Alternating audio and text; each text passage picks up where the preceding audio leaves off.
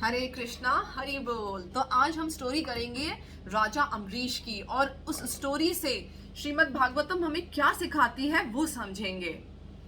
राजा अम्बरीश जो है वो भगवान के भक्त थे, और उनके जो पांचों सेंसेस थे, उनकी आंख, उनके नाक, उनकी कान, उनकी जबान, उनके स्पर्श, वो सारे पांचों सेंसेस को सिर्फ भगवान की सेवा में लगाते थे।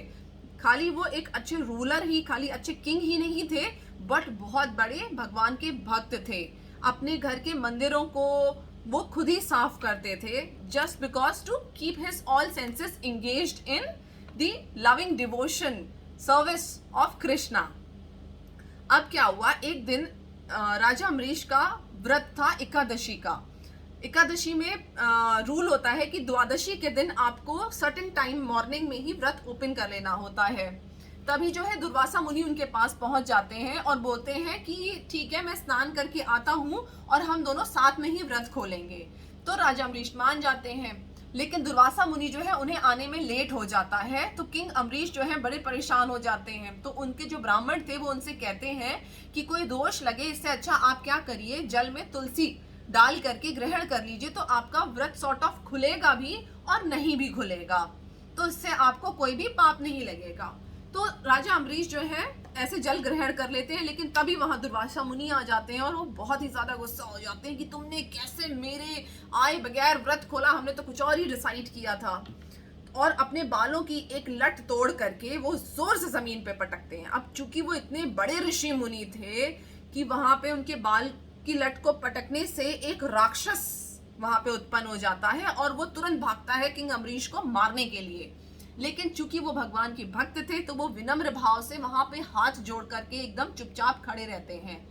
तभी जो है भगवान कृष्ण का सुदर्शन चक्र जो है उन्हें बचाने के लिए वहां पे एकदम से आता है, उस राक्षस का सर काट देता है।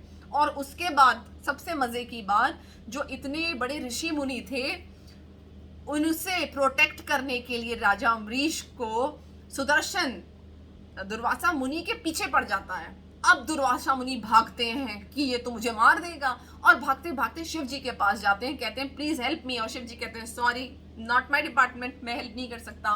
फिर जाते हैं वो ब्रह्मा जी के पास, ब्रह्मा जी भी मना कर देते हैं, नॉट पॉसिबल।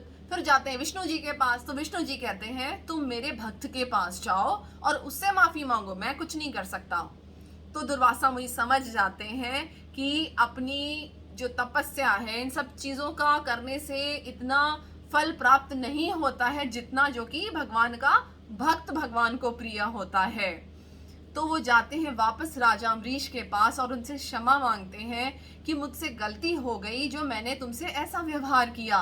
तो राजा जो है उनको क्षमा कर देते हैं और वहीं पे सुदर्शन चक्र जो है वो गायब हो जाता है। तो भागवतम हमको इससे इतनी प्यारी चीज की शिक्षा देती है कि कृष्ण हो या राम जी हो या विष्णु हो, ये सारे तत्व जो है ये हमसे कोई बड़ी बड़ी चीजें, बड़ी तपस्या, ऑस्टेरिटीज और एकदम हैवी हैवी बातें, अपने आप को कष्ट देना, अपनी बॉडी को, ये सब कुछ भी एक्सपेक्ट नहीं करते हैं। वो बस हमसे मीठा मीठा जो उनका प्यार है वो चाहते हैं, जो सरल है, जो सिंपल है, सिर्फ वो चाहिए भगवान को।